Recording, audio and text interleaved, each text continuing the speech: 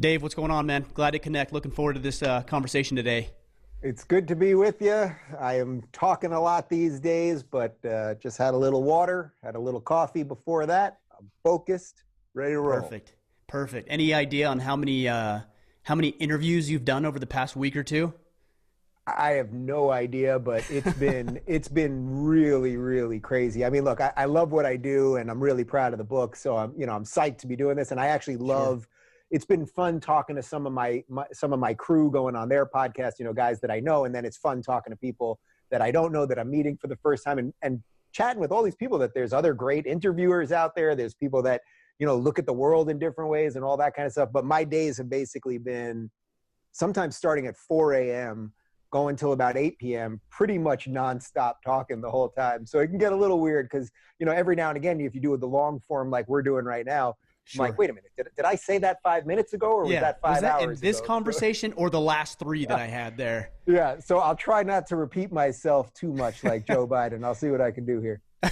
Well, you get what you ask for, right? If you want to put yourself out in the public and you want to have a book that reaches a lot of people and that's profitable and makes an impact, then, this is the result, which, you take it.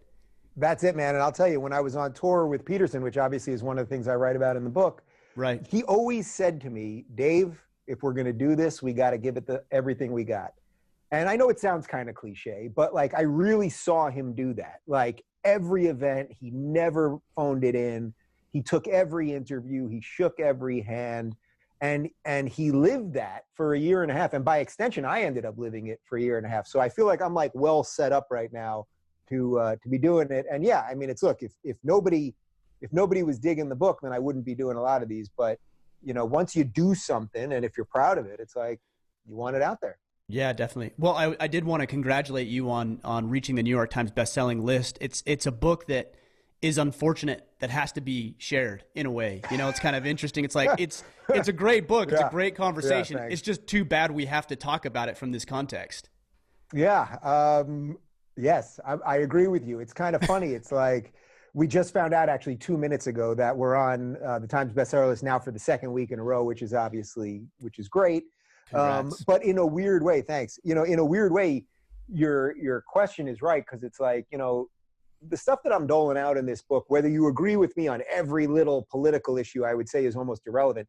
The heart of the book and the heart of what I believe classical liberal principles are common sense. I want you to use your brain. I want you to think about yourself and the world and the life that you want to live in, the country that you want to live in, and figure out how to maximize your happiness, find your purpose. And by extension, you'll do that for your family and your community and everything else. There's nothing controversial in here in a world that was sane. Now, the problem is that we live in a world that's off its kilter right now. And then you throw in coronavirus on top of that, and we live in a world that's really sort of out of whack right now. So that's kind of the funny part. And, I titled it Don't Burn This Book. And I didn't expect them to be out there, like 1941 Germany throwing it in bonfires. Obviously, I didn't expect that, or I guess nothing's that obvious these days. But I didn't expect that. But what I did expect and what has happened is that, we've got these like Reddit trolls and some of these underbelly of the internet sites that are attacking Amazon reviews and online retailers. And in effect, that is a modern book burning because definitely. You burn a book. I mean, back in the day, why did the Nazis burn books? Well, they didn't want counter ideas to come out. They didn't want ideas that were either, in many cases, written by Jewish authors, but in more cases that were about freedom or about science, things that they didn't want to get out there. And in the modern sense, it's like, why would you assault Amazon reviews or attack online retailers? You would do it because you want to depress people from seeing the actual content, reading the actual ideas. So in many ways, they're proving the point of the book. It's a digital book burning or a modern book burning, but seems like it hasn't stopped anybody from reading it. So that's good. Well, and I think in a lot of ways it actually produces the opposite effect of what they intend, which is kind of funny because in a way this is like trollery of master levels here, right? It's like, don't burn this book, which is an invitation to burn the book, which actually helps gain some publicity for the book. So well played. Yeah. I mean, I'm not going to say I didn't think about all the options. You know what I mean? Like we kind of played it out and we were like, all right, well, we'll see what they do with it. And we do know that one person has actually burned it in anger, at least. A couple people did it like to be funny. But it's all good. You know, I believe in these ideas. The things that I talk about in the book, I think, are the very same principles that our founders set this country up with. You know, they wanted limited government, and they wanted individual rights. We haven't always lived up to it in America, but we really have bent the arc of justice in that direction. And if you're a legal citizen of the United States right now, you're legal under the law. There's nothing stopping you from doing whatever you want to do, whether you're black, white, gay, straight, whatever it is. Nobody cares. It doesn't mean we're all going to be equal. Meaning that, you know, you might have some physical gifts that I don't have, or some people are born rich, some people are born poor. That's all the magic of life. That's like the chance you got. But what America has done better than any country is say, hey, we're here, we're equal. You know, women couldn't vote at one time, now they can vote. Black people were slaves, then they couldn't vote. Then eventually they weren't slaves and could vote. Gay people couldn't get married. Whatever the issue is, we've always moved things towards more equality. And we really live in a time right now where nobody's rights are impeded on because of their immutable characteristics. And that's a beautiful thing. And it's what the founders intended, even if they didn't get it perfect as men of their time. To me, it seems like a lot of people, I would say more predominant on the left, and I think we're going to get into the distinction here, seem to want to remain trapped in the past. Like, I'm not going to deny that there was more racism 50, 70, 80 years ago. I'm not going to deny that there was some less than honorable conditions in which we've engaged as a country generally. But like you said, we're moving forward, and maybe it's not as fast as people would like. It's certainly not without collateral damage, but we are trying to correct the behavior. And I think generally we're moving in the right direction, and we're doing the right things collectively. Yeah, well, that's not just an idea, what you're saying. I mean, the numbers bear it out. I lay out a lot of numbers in this book, and we are the least racist society probably in the history of the world. Our entire country, what does it say on the Statue of Liberty? They're poor in your huddled masses. We've brought in everybody from every corner of earth. We throw them here. We don't give them anything. And then what happens in almost every case? Almost every case, they make a better life than they had when they were in the other's place, wherever it was.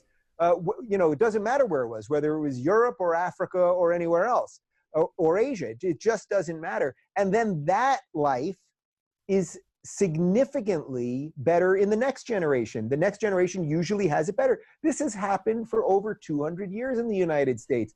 So the certain set of people who keep us in this endless, we're racist, we're homophobic, we're sexist, they're just using that so that they can figure out some sort of governmental control over you. That's it.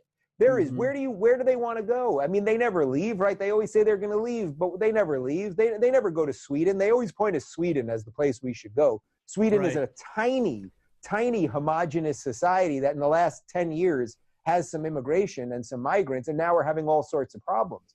We have put the ingredients of the world into the stew of America. That was the idea of the melting pot. Come here, bring your traditions, bring your foods, your languages, all of these things, but fold it into America.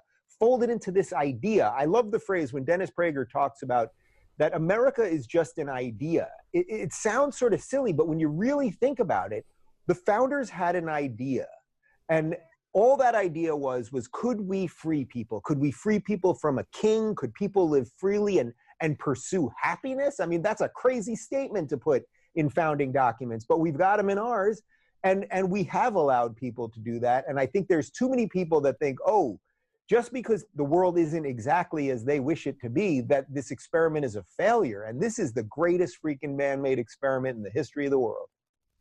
Yeah, I think where it works best is when we learn, and we're talking about immigration, where individuals assimilate, right? And I think that's part of the problem that we're seeing now is that we're pitted against each other, whether it's through our own actions or incorporating the thoughts and tribalism ideas of other people, that everything's contentious as opposed to, hey, you have a new perspective, you have a different thought, you have a different life than I do, and maybe we could actually get together and I can learn some things from you and you can learn some things from me, and we're both better off. We're not enemies. We're actually common allies, shared interests. And I think generally that's how most Americans look at it.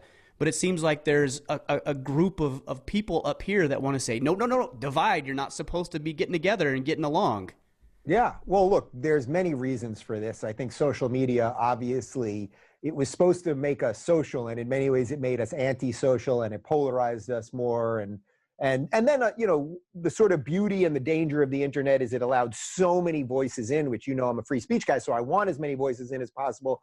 But then so many competing interests and competing thoughts and online mobs and burner accounts and trolls and all of these things have left us in a really odd spot at the moment where we're all kind of looking around, and then you throw Corona in it, and we're all kind of looking around and going, well, what is America right now? What is freedom? What is, and by the way, this is, we can talk about this at a much wider, through a wider lens than just America, because people all over the world are thinking, what's going on with the government that's telling me not to leave my house? Can we trust the government? Should I be more reliant on growing food for myself or being able to defend myself, or a series of other things that I actually think are good things and important things to think about that maybe we were kind of lulled into not thinking about artificially for a long time.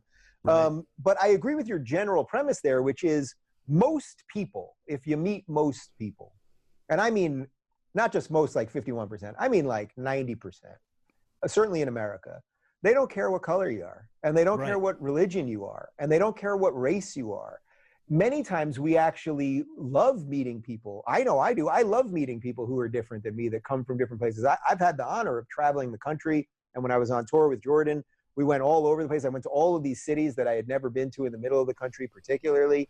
I met all of these people who lived very different lives and came from very different places than me. And it was like, they just want to live free. They want to find some happiness. They want to be able to provide for themselves and their family. That's what most of us want.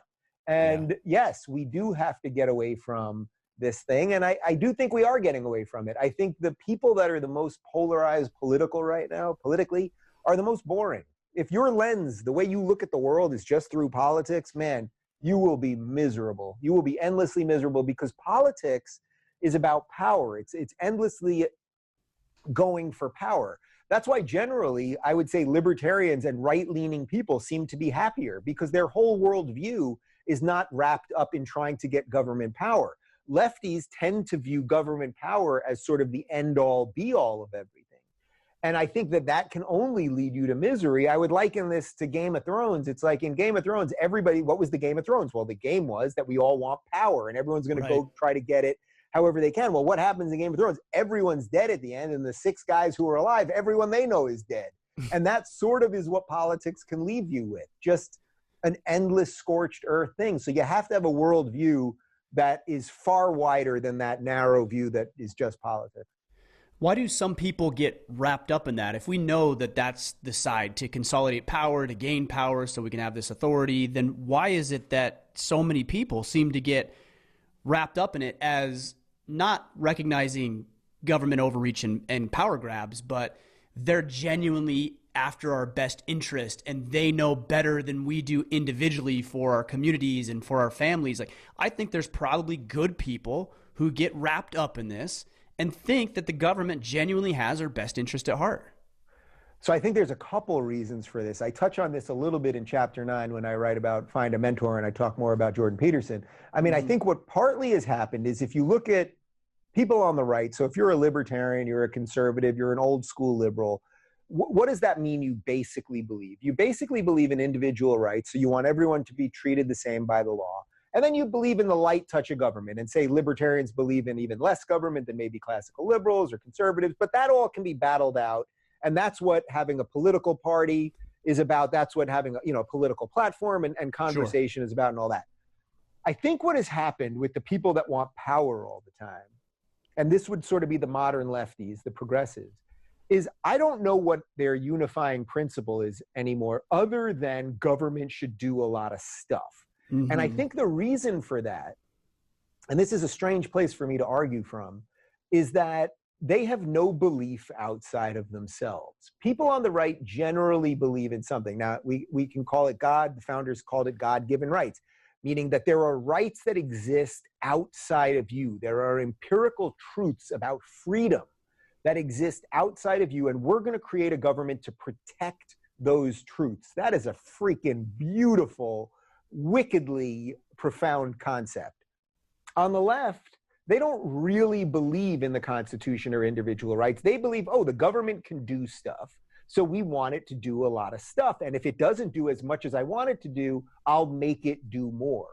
That is a very different starting point. And I think that sort of leads to what I would say are a lot of good people. I mean, the road to hell is paved with good intentions. A lot of good people who see some sort of perceived injustice in the world, and then they think, oh, well, now I should take the power to either take from some and give to others, or to provide whatever programs I want because I am good, because they feel good. And that, I think, is why Ben Shapiro's line about facts don't care about your feelings, I think really took root. And I think that, broadly speaking, leftists generally are miserable because they've taken personal accountability out of their lives. That's the thing that gives you purpose more than anything else. That's the thing that gives you drive. It's your life, man. Go do whatever the hell you want to do with it.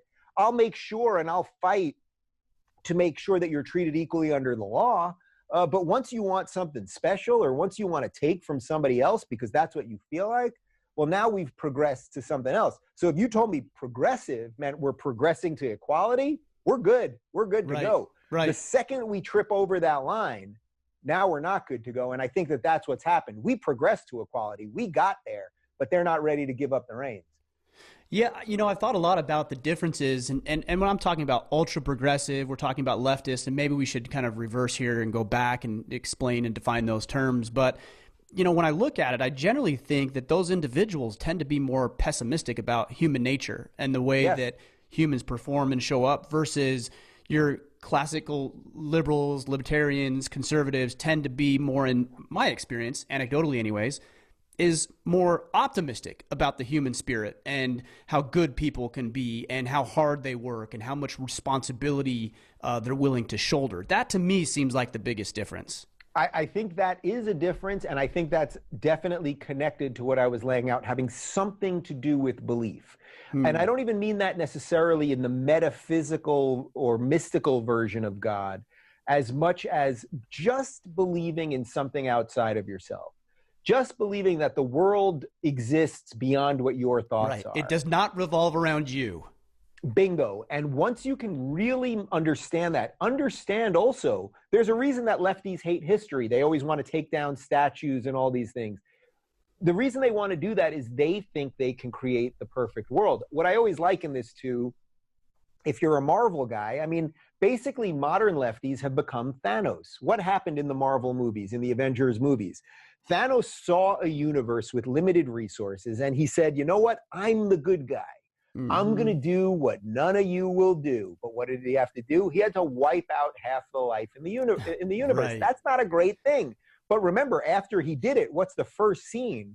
After he does it, you see him sit quietly and peacefully. He feels that he has done good. And in many ways, that is what modern leftism is. They want to wipe out racism, wipe out misogyny, wipe out homophobia. These are lofty goals. But what do you have to do en route to their utopia? Well, every time socialism and collectivism takes root, whether it's Nazism or anywhere else, you got to kill a lot of people because you can't make a perfect system. You know why? Because we're flawed. I can't build a perfect system. I'm flawed. I think people on the right broadly understand that, so their inkling is to say, okay, we can't build a perfect system, so let's try to make sure that the system never gets too big. On the left, the idea is, oh, the system's horrible, let's give it more power. And that is just the biggest flaw in their thinking, I think. And I've been able to wake up some people to that, because if you get into a conversation with a lefty, they'll complain about everything. They'll tell you how awful people are. They'll tell how awful the government is, how awful politicians are. And then all you have to say to them is, hey, I'm with you on all that. So my solution is let's rein in their power. Your solution seems to be give them more money and give them more power. So there are ways to deprogram them. Yeah, and you're obviously a well-spoken guy. You've seen both sides of this, and I think that gives you some credibility as well. It seems to me like when you're saying this, I hear the ends justify the means in a way, versus no, the ends are important, but the means are just as, if not more important than the result that it produces. Well, that's why I always say democracy and freedom, it's messy. I think what the lefties sort of think is that you can create it and it'll be clean and it'll be right and they'll have solved all our problems. They can tie it up in a bow, send it out, and we're good to go. And then that's that. I think what happens in a society that truly values freedom, that values you as the individual to make the choices for your life that you want to make, there's going to be some messy stuff in there. So like, you know, when I've taken the position that the baker should not have been forced to bake the cake for the gay wedding if that was against his religious belief. Well, a lot of people get angry at me about that, but then you can give them examples of things that they'll say, oh, no, you wouldn't force them to do it. So it's like if there was a painter who took commissions online and she had Holocaust survivor relatives, would you ever force her to paint Jews in a gas chamber? Of course not. Would you force a Muslim baker to bake a cake for a gay wedding? The lefties would freak out if you forced them to do that. Right. So you have to put some of it back in their face and say, at the end, I'm not giving you a perfect system. Would I prefer that the baker just go ahead and bake the cake? Yeah, I'd prefer it. But what I prefer isn't dominion over that man's life.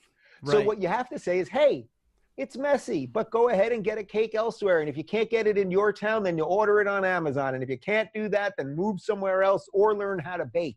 That right. What that does is protect freedom. But it is a little bit sloppy. It's not the perfect bow tie answer that they can take home to mom and say, look what I did. I got an A.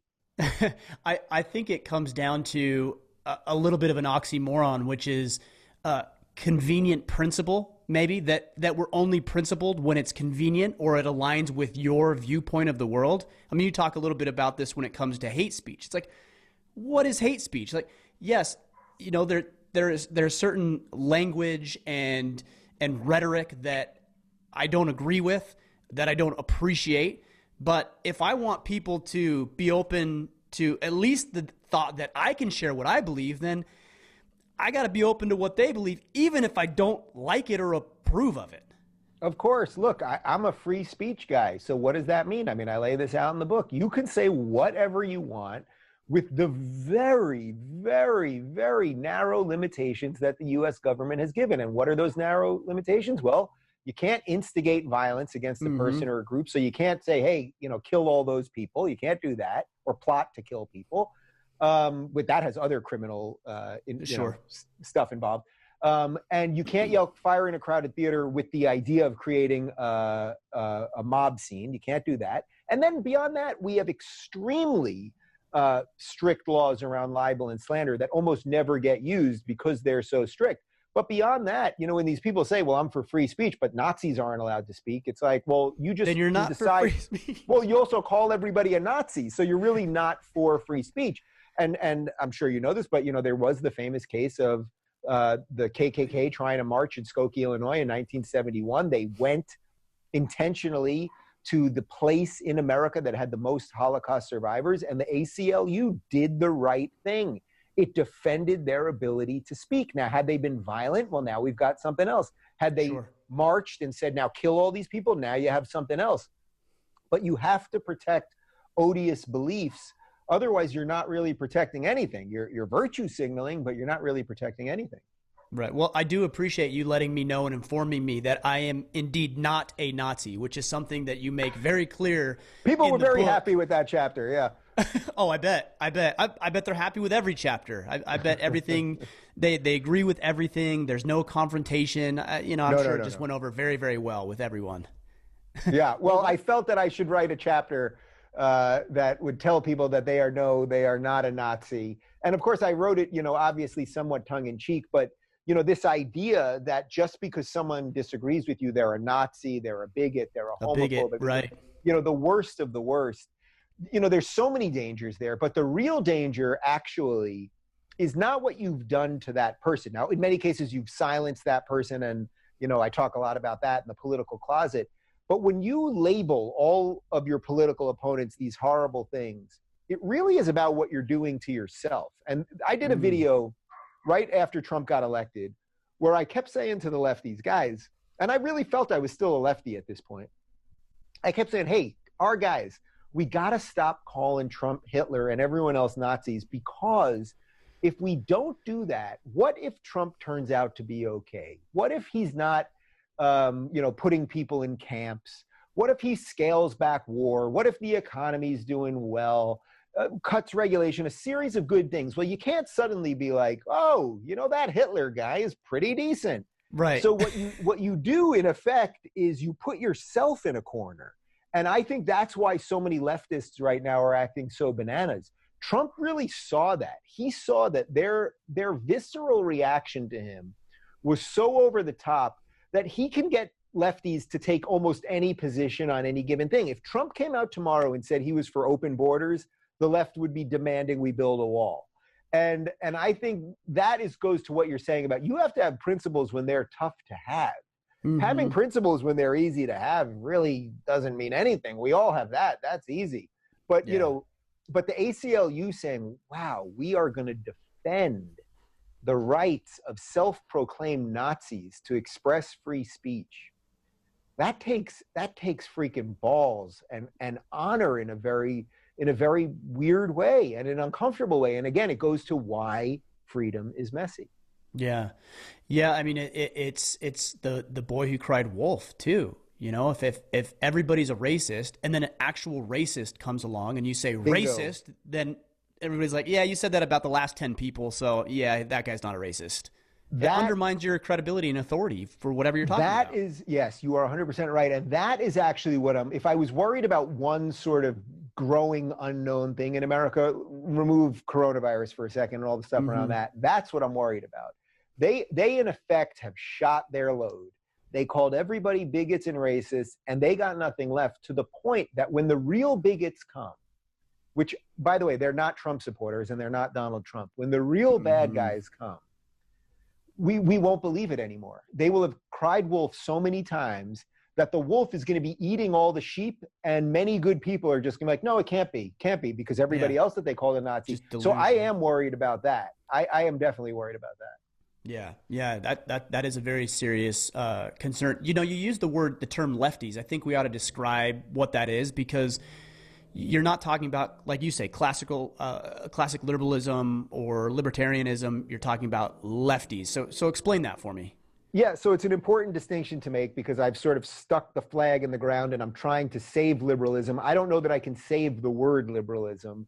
I think I've woken up a lot of people to understanding there's a difference between liberalism and leftism. Sure. Liberalism, as I described before, classical liberalism, which is really an idea of the 1700s Enlightenment, was the idea that if you're legal in a country, you are born free, and thus a government is supposed to protect your rights. We've done that better than anywhere else in the United States. And then the light touch of government, meaning we want competition to solve as much as possible. And then there's some added bonus stuff like, use logic and reason and our human minds and respect and tolerance and that sort of stuff.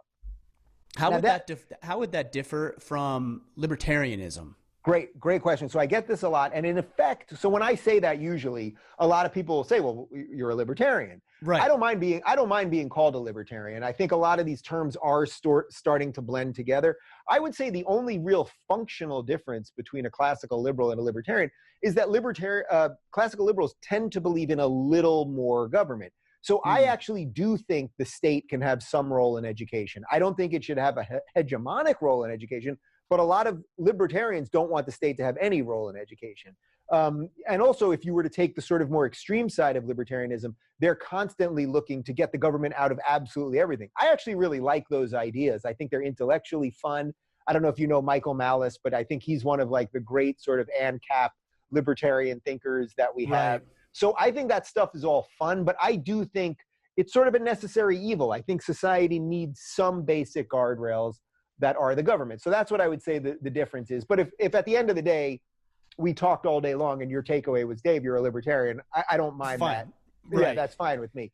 The important distinction we should make is, all right, so how is liberalism different from leftism? Mm-hmm. Now, leftism, and when I talk about leftism, I'm talking about socialism, I'm talking about collectivism, the idea that groups should have rights, not individuals. I'm talking about that the state should be above you. I believe you should be above the state. This is a very authoritarian set of ideas that then when you throw in identity politics and, grouping each other based on immutable characteristics, and black people should think this and gay people should think this. And this is a really dangerous set of ideas, which of course, who always sits at the bottom of that totem pole? It's the white Christian man, Of course. which is patently absurd, because guess what? Black people are allowed to have all sorts of thoughts. White Christian men are allowed to have all sorts of thoughts. And the only way you can ever find out is if you talk to each one of these people. The idea that Well, and everybody has issues too, right? I mean, and absolutely. Some are worse than others. Some are different. You know, we all have things that we're dealing with, or backgrounds that we've come from, or certain characteristics or viewpoints that maybe hinder our ability to succeed. Like, we all have baggage. Like, it isn't exclusive to one group of people. No, of course. And the idea, I mean, collectivism on its face is racism and bigotry. So I could find a guy that probably looks a lot like you and sit him next to you. The idea that he would think the same things as you because he's white, he has a beard, he's wearing a hat, you know, blah, blah, blah. That would be bigotry, because bigotry is based in prejudice. And of course, prejudice is to prejudge. So if I just looked at 10 white guys who all kind of look the same age and everything else, and I was like, well, they're this. Well, that is prejudging. And by the way, that goes for every group. You're not going to believe this, but black people think all sorts of different things. Gay people think all sorts of different things. Surprise, it's crazy. surprise. Women even think all sorts of different things. It's just bananas, right? So socialism and collectivism and progressivism has morphed into this very weird authoritarian thing. And the reason it got conflated with liberalism is a really clever trick that they did. They saw the soft underbelly of liberalism. Liberals are open-minded. Liberals are tolerant. You may know the famous paradox of tolerance by Karl Popper, that if you're so tolerant that you're tolerant of intolerance, well, the intolerant people are going to come in and take over.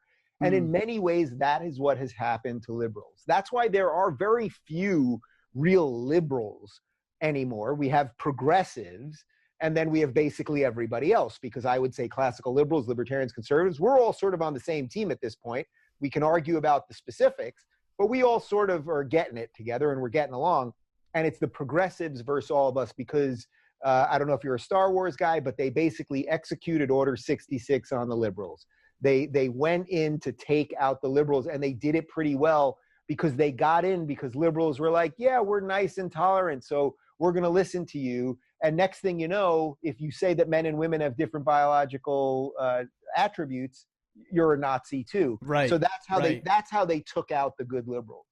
That's interesting. So do you feel like the trend of the country is moving more towards leftism, extreme progressivism, or do you feel like this is something that we're seeing in a pocket and we're going to be able to counter that sooner rather than later? It's a great question. Nobody likes being in the prediction game. I believe that the future of American politics, and you have to just mention that coronavirus has everything completely out of control right now. Everything is, the dice are up. Like, we're in the middle of the dice right now. They're on the way down. We don't even know where the board is anymore, right? Right. So putting aside Corona, although I'm happy to talk about that related to all this as well, I think that the future of American politics, but not just American politics, I think that the future of Western politics, of free-loving nations, is center-right. I don't think it's leftist. By the way, the Labour Party, which is in effect what our Democratic Party is, just got demolished in the UK elections. Right. The Australians had an election. The right won there. Most of the Eastern European nations are all moving right. Israel has had 4 elections in the last 5 years, and it's all right-leaning. They've demolished their lefty party. So I sense that's what's coming to America too. I think that basically is a good thing. If the center of America is center-right, meaning it mostly is about individual rights, we're going to guard our extremes. So, we're going to be respectful of religious people, but we are going to have a separation of church and state. We're going to battle about what all the specific issues are and the rest of it. That's a pretty healthy place, in my opinion, for a country of 350 million people. The danger would be if we went the other way and we became this leftist country, because then it's like, all right, well, we're just going to take from whoever. We're going to demonize everybody. We're going to group everybody. And it's a toxic stew. Well, and it seems like once you start to go that way and you allow the government to consolidate some of that power, it becomes increasingly easy for the government to do, right? The longer that it goes on, the harder it is to control, to stop, to maintain, to reverse. So that's very much a good sort of metaphor or example of what we're dealing with right now with coronavirus. We Mm-hmm. did the guarantee, right? They told us, hey guys, lock it down. We're going to lock it down 2 weeks, 4 weeks, 6 weeks. We're now 8 weeks in. I'm here Yeah. in California. It sounds like they just tacked on another 3 months. And in all of these states, well, the blue states, I should say, because the red states like Texas and Florida are opening up. Now, that doesn't mean that everything that they're going to do is going to be perfect. Maybe they will see little spikes, but they're trying to take some chances for us to live freely. The idea that we're going to eradicate this thing, or that no one will die, or that no one will be sick, or any of this stuff, man, that is a crazy proposition. That is not what mature, honest people would be saying to each other. But when you hear some of these governors say, well, if one person dies, it's too many, it's like, that's crazy. People Right. die. People get hit by cars. You could walk outside of your house and you get struck by lightning. Anything can happen. The idea that we can mitigate risk completely away is not possible. And, you know, there's the famous saying, those who would give up liberty for security deserve neither. Do you think it's, well, I should say, to what degree do you think it's ignorance versus intellectual dishonesty? It's very hard to say because there's so many layers of this. It's like, do I think that most of the young students in college who've been indoctrinated with this stuff by their professors and by media and everything, I don't think they're ignorant. I think they've been confused and they've been handed easy answers, and then you just swallow easy answers.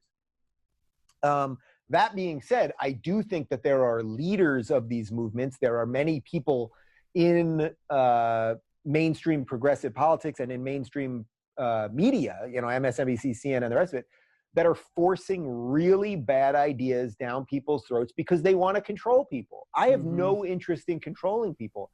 Whatever you do in your life, as long as you don't come on my property and do it and try to take my rights away, you can do whatever you want. And Right. I really mean that. Like, that's the beauty of America. That is a beautiful freaking thing.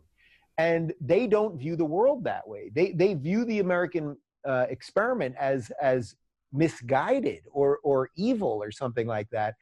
I mean, if you were to watch any of the Democratic debates, none of these people are proud to be Americans. No. Bernie, I mean, imagine if they never said words like freedom and liberty. They said Constitution once. I remember the one time the word Constitution was said. It was when Kamala Harris said she was going to do an executive action to take away guns. And Biden looks at her and says, well, it has to be constitutional, because he's like the last vestige of an old school Democrat, right? And what did Kamala Harris do? She looks at him and she laughed in his face. And she said, Joe, can't we just say, yes, we can? And what I realized at that moment was, man, Joe, putting aside what your cognitive stuff is and everything else, you're in the wrong room, man. Because the future of this party doesn't care. When you say Constitution, they think of that as toilet paper. They don't believe it is good. They don't believe this place is good. I believe this place is good. I believe that is a sacred document. I've got a giant American flag in my control room right there, and we've got the Constitution and the Bill of Rights. I'm not just doing it for decorations. You know, it's like, these are the things that freed us, man, and we got it pretty great in America. Yeah, I think if you believe at its fundamental level that it's good, then it's worth salvaging, it's worth fighting for, it's worth taking some risk and some chance. And if you believe at its fundamental level that that's evil and it's wrong and immoral, then of course the natural response would be to wipe it off the face of the earth. And that is it. They're not proud. Imagine the Bernie crew, the AOC crew. Imagine them going up and having to defend America. Like, imagine if America was put on trial, right? Like some futuristic dystopian world. And the lawyers for America are Bernie Sanders and AOC. We're getting the electric chair, my friend. We're getting it pretty damn quick. But now, how about we do it the other way? Now we'll take Donald Trump and give me Rand Paul, Libertarian. So you have Trump. He's more of a, you know, Trump's hard to totally pin down on what his political ethos is. It's sort of Trumpism. But let's take Trump and Rand Paul, who's the closest thing we have to a true libertarian in the Senate. Those guys could seriously defend America in the court of law. And the other guys would throw America under the bus in a second. You know, I know you talk about so many different things here. You talk about gender, and you talk about hate speech, and you talk about trans rights. I mean, you talk about everything that, you know, you're not supposed to talk about, which is actually why I like the book, because it's provocative and it gets you thinking about things that maybe you haven't considered before.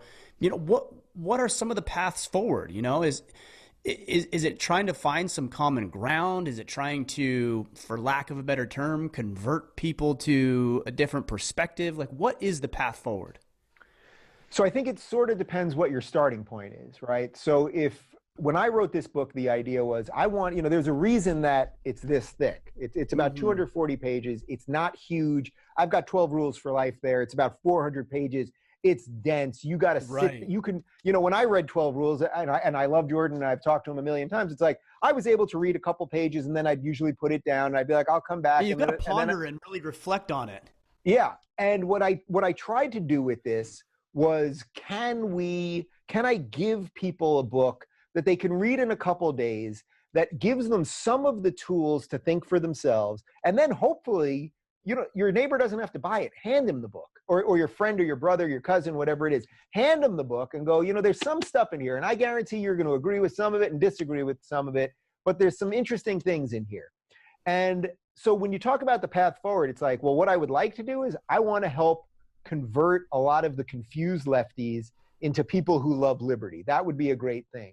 But what I also want to do is I want to take what I call the politically closeted, which I think is the largest political group that we've got right now, the most underserved political group, the group of people who are good, decent Americans, who I'm sure I have some differences with, but that are afraid to say what they think. And I want to show them that if they don't say what they think, we will lose this thing, because there will be people out there who will gladly take away all their freedoms. So you better freaking stand up for it right now. I tell the story in the book, but both of my grandfathers fought in World War II. One of them was a pilot and one of them was a mechanic.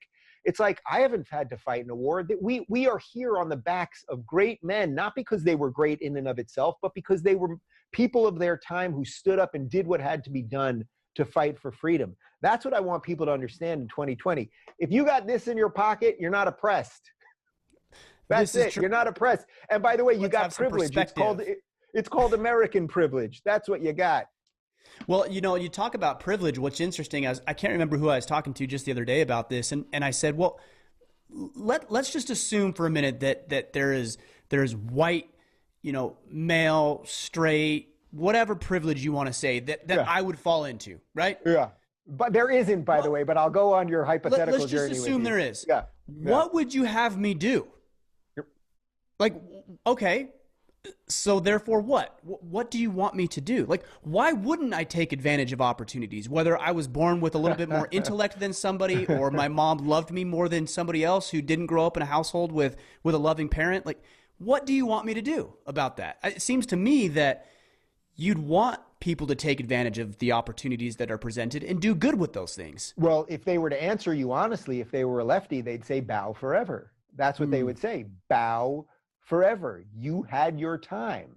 But none of us are guilty for our parents' sins or our ancestors' sins. Now, nobody in my family owned slaves, but even if someone did, I wouldn't be guilty because of that.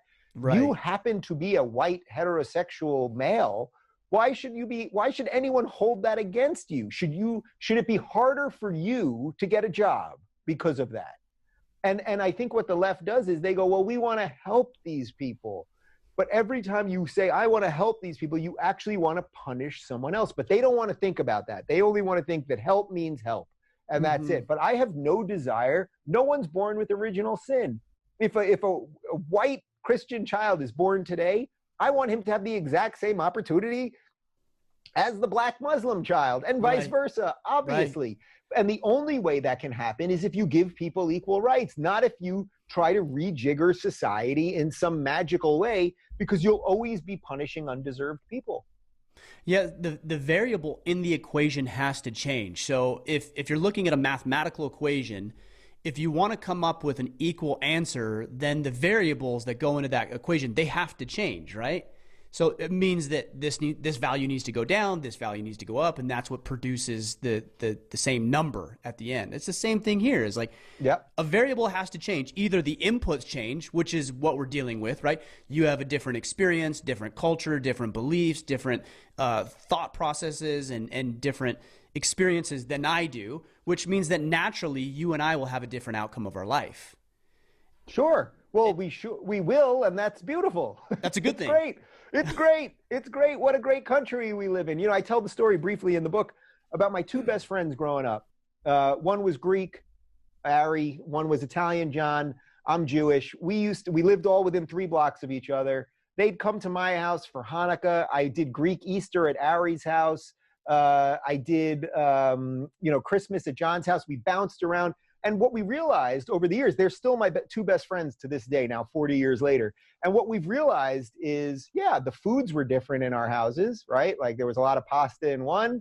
But the traditions, that stuff, it's all actually the same in that our families cared about family. Our families all cared about education, hard work, all of these things.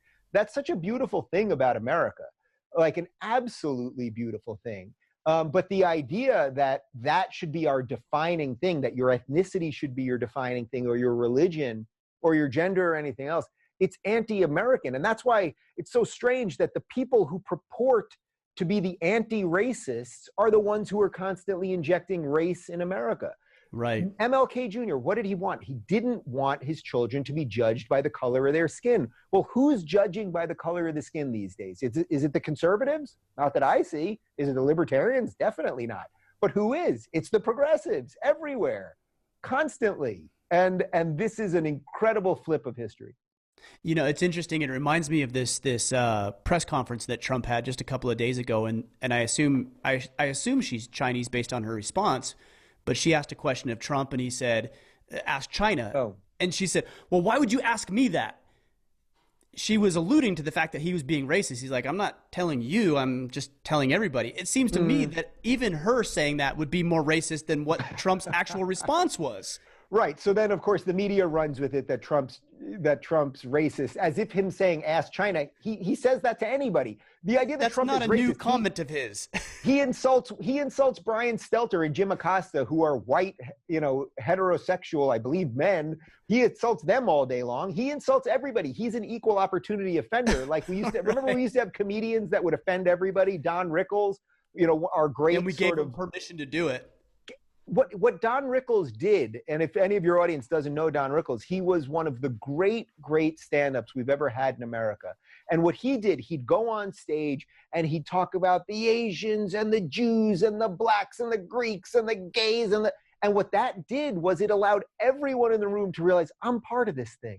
I'm part of this great American tapestry. Nobody was left out. He made fun of absolutely everybody. He would have been canceled, obviously, today. The mob would have destroyed him. He passed away about 2 years ago.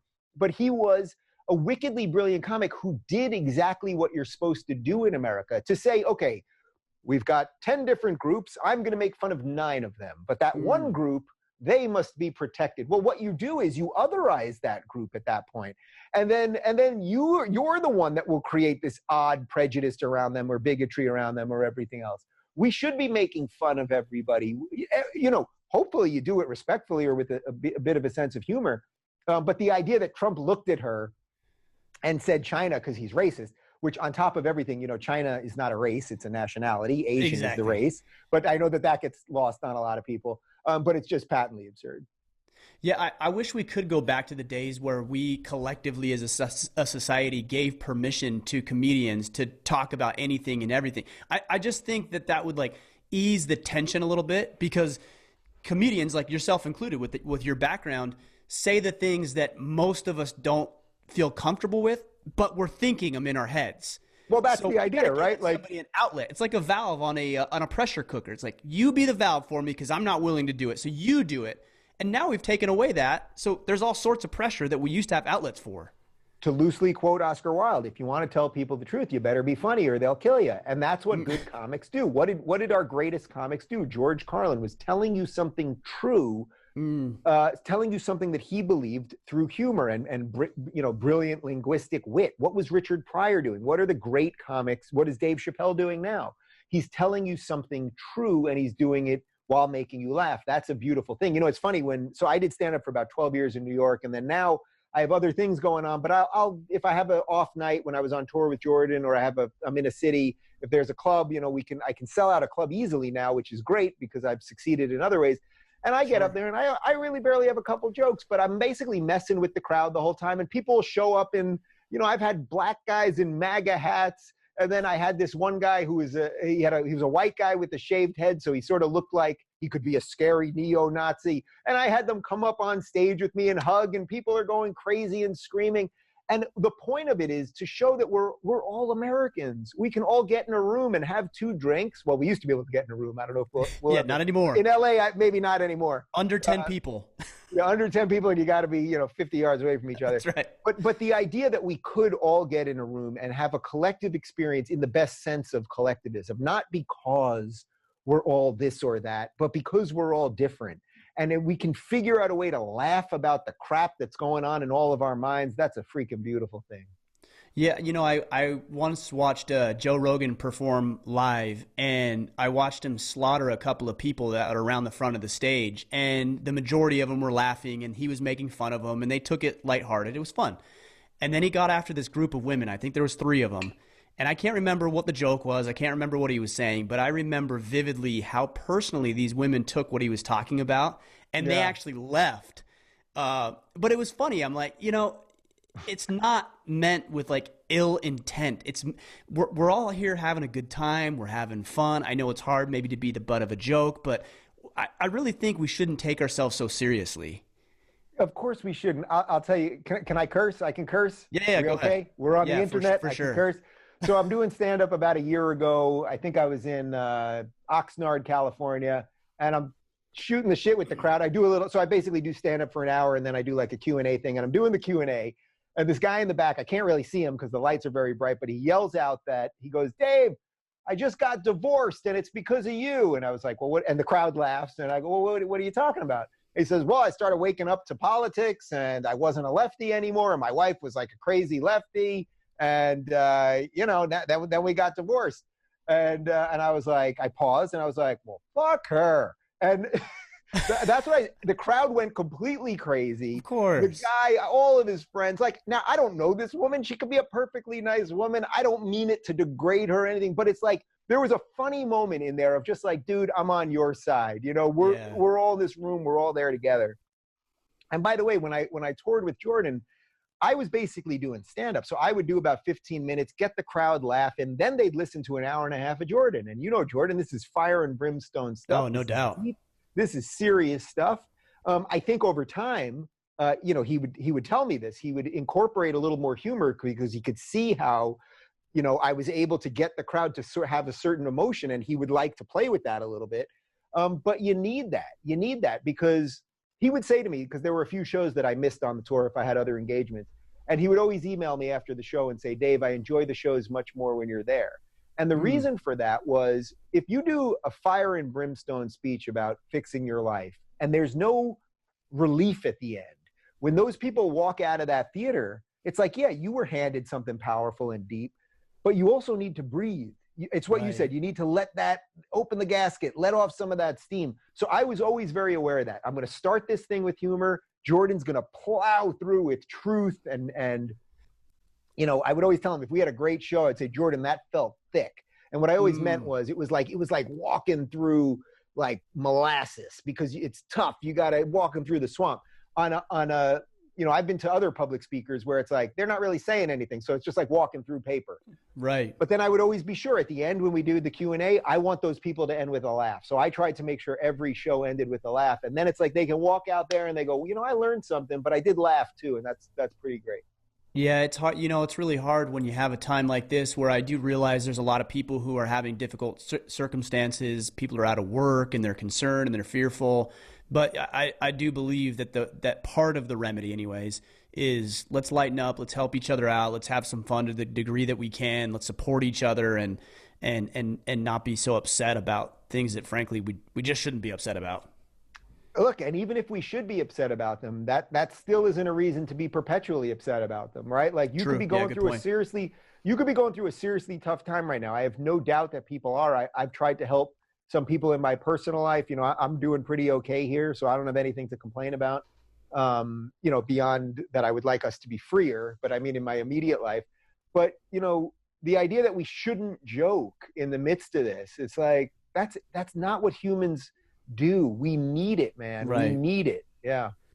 You know, I remember my wife's grandfather's funeral, and it was really like the first funeral that I like really like vividly remember and like was cognizant and aware of. And I was really taken back at first because they were telling jokes about Grandpa, and I was like, "Whoa, wait, like, is this cool? Like, we're making fun of the deceased here," but it wasn't. It was honoring, right? It was like remembering good times and having fun with it, and it was lighthearted, and it was honoring more than it was meant to be some sort of dishonor to him and what he meant in their lives. It's a beautiful thing. Beautiful thing. My concern, if I have a concern about this book and for you, my concern is that the only people who will read this is the people who maybe don't actually necessarily need to read it. You know what I'm saying? Well, look, obviously most of the people who read the book are going to be right-leaning, but those right-leaning people, a lot of them are in that political closet. So if I'm able to give them enough of, you know, juice them up enough to start speaking their minds, then I've done something right. As for the lefties that should read the book, that's a bigger lift, right? Because you know, they're just going to say all those terrible things about me and read the you know, swarmed reviews and whatever. That's a tougher crowd to get into, but I'm working on it. But in terms of getting people on the right to be proud of who they are and stand up for what they believe in, I think that's where I can do the most good work at the moment. Yeah, I think there is it's the vocal minority, right? It really, to me, is the minority who's squawking, who's making the loudest noise. And if the majority of us would step up, and it's hard because, you know, you hear things, and I believe this, you know, the majority of us have our heads down, we're working, we're leading our families, we're engaged in our communities. And so it's like, I don't want anything to do with that. But yeah, it's about time we start to step into this realm and open our mouths and become the vocal majority. Or don't, and see what happens. Guess what? It will not end well, right? I mean, I just did a PragerU video 2 or 3 weeks ago called The Bravery Deficit. And one of the things I talk about is I think a lot of good people think they can just, you know, duck their head, lower the cap. I'll make it through. I'll make it through. They'll take out everybody else. I'll make it through. No, that's not how it works. Frog in a pot. We all know the metaphor. Does not end well for the frog. Yeah. Well, Dave, I appreciate you joining us. I really enjoyed the book. I read a little bit of it, and this was kind of last notice getting together, so I listened to a lot of it, which I actually enjoyed hearing you read the words, which was really good as well. Nice. Yeah. So I want to ask you a couple of questions as we wind down. The first one, I did let you know. What does it mean to be a man? Find purpose. That's it. Find purpose. That, you know, when people talk about that we have a crisis of manhood, or that, you know, young men are angry or lost or all of this stuff, it's because something happened related to purpose. You have to find what your purpose is, something that gives you passion, so that when you wake up in the morning, you've got something to do. You know, all I started doing was saying what I thought. And then as I started doing it, more and more people started listening. And then I kept doing it more. And then suddenly I had a book deal and I had a successful show. And now I don't have a free minute in my day. And that sort of thing is incredible because I wake up every day with purpose. I'm on a mission in life. I think that is what it means to be a man. Now, then hopefully once you do that, then the other things that you hopefully want, whether that's to be married and have kids and build a family and own property and all of those things, I think all of those things will come. But you know, this is like a semi-Jordan version of it, but like find that star, whatever that thing is somewhere in the world. You want something in this life.